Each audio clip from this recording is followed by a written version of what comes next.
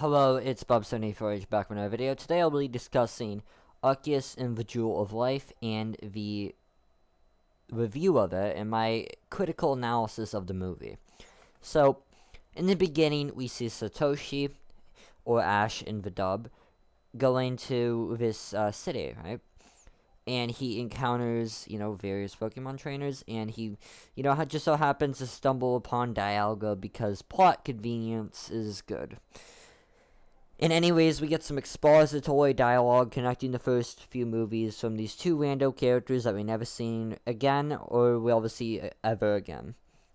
So, we get dialogue from these two characters saying the first movie, Aka Rise of Darkrai, was caused because Arceus was waking up and he was shaking the dimensions. So that's kind of what happened there. And I want to just point this out quick. That was caused because he has control of those dimensions as he created them. Not because he's ultra powerful or some shit. Which is utter lunacy, considering what we see in the later parts of the movie. Anyways, it gets revealed that he got bodied by a meteor because he was trying to save the Earth from getting nuked by a meteor. So he prevented the dinosaurs from getting killed, essentially. Jokes aside, though, yeah, he didn't really have this huge amount of power. He only did those feats out of context because he has control and or manipulation of those realms. It's kind of like if you're a computer expert and you have like powers or like an ability to, manipulate technology. You're good at computers, you can control things remotely. Like you can hack, right? That's not to say because you can hack a computer, you can, do something else that's not related to that.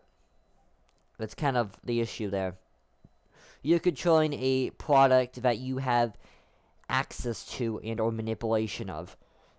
He doesn't have manipulation of the human world or human realm, which is why he can't do those same feats in that world, because it's not really his realm or dimension.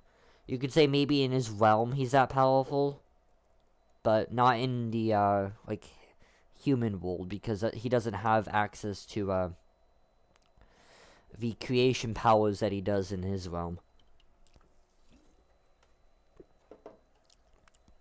He does have time manipulation, spatial manipulation, though, as he has every power Dialga, Giratina, and Palkia have. So with that information in mind, it gives us an access or space to figure out what he can do and what his powers are. So we know that his powers are what give him his kind of tier or status as a god.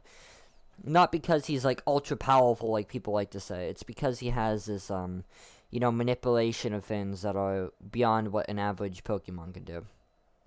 Anyways, back to the review at hand. I just wanted to get into the little segment there because people like to take that feat out of context and wink it. But back to the video at hand.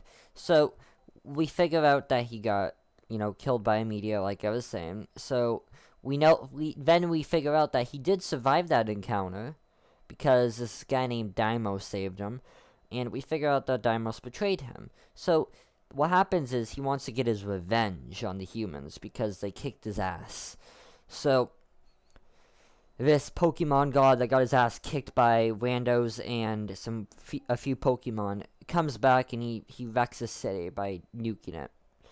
So, that's kind of what happens there.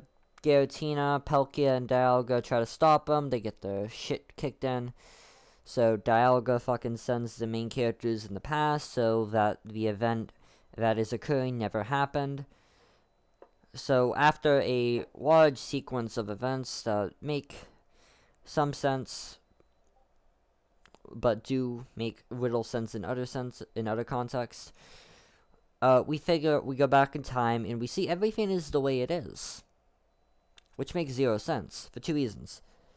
For one, if they went back in the future, back in the past, they would see that the changes made to the timeline would have prevented them from even going to the future to begin with, right? Because Arceus only attacked the area in which he nuked because Daimos bodied him and killed him, nearly killed him. That's why he went to that's why he went to the human world. That's literally why he went there. So he would have never even have been there in rampaging like he was if that is the past that occurred. And the thing that's kind of self-contradictory too in the movie is Ash and Co are disappearing, like they're literally disappearing from existence, as Arceus was going to die.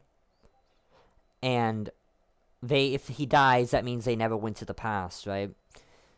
To stop him from rampaging. But the same standard can be said true as well. If they go back in the past and prevent him from raging, if they save him, then that means they never existed in the past to begin with, which means they would get erased. So the same result would happen by this movie's own logic. But it doesn't because plot. And apparently, just talking to him a bit, talking to this rampaging, malevolent god, is enough to swell his anger. Just talking to him is enough to swell his anger, even though he's seen that he pretty much got betrayed and he got nearly killed. Apparently, it's enough to forgive everyone who tried to kill him. Because logic. And you could say, well, he didn't do anything, Daimos, that being. And you would be correct, but the Pokemon in the stage still shocked him and nearly killed him. And they still didn't do anything to prevent him from getting killed. So, I mean, one character did, but everyone else didn't. So, to say that he would be perfectly fine after all these events occur and hold no hatred towards humanity, would literally one person who betrayed him was enough to make him want to go on a genocide spree. One person betraying him was enough to make him want to go on a genocide spree for all humans. But one person betraying him as well isn't enough to do that same thing. It's that guy at the Sun Crown. He's the one who was behind it. So him trying to kill Arceus is not enough to make him go nuts and try to genocide everyone. But Daimos doing that same thing is? Like, what kind of logic is that? Very flawed logic, that's what it is. Anyways, this movie was pretty bad because it expects you to believe that Arceus is this god and he gets bodied by rando Pokemon. So much so that he gets so triggered about it that he goes back in the past, back to the human world and tries to kill them after the fact he got bodied. And this is my kind of rant and or tangent about Arceus and the Jewel of Life movie. So if you like my rants or videos, you are free to comment, subscribe, and or stick around for more videos. Thank you, and have a great day.